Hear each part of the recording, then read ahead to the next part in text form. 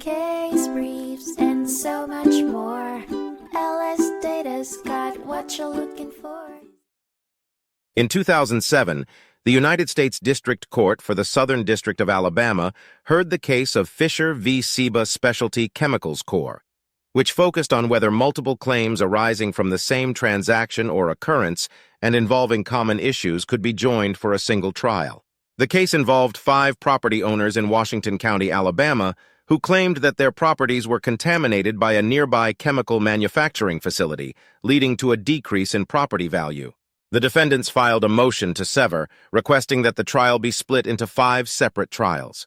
The court's analysis took into consideration whether the claims arose from the same occurrence, presented common questions of law or fact, and whether severance would facilitate settlement or judicial economy.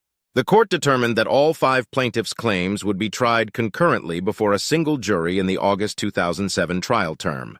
The evidence showed widespread contamination from the Ciba plant, and the risk of prejudice to the defendants was low.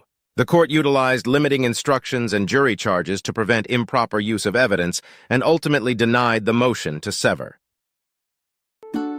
Case briefs, and so much more.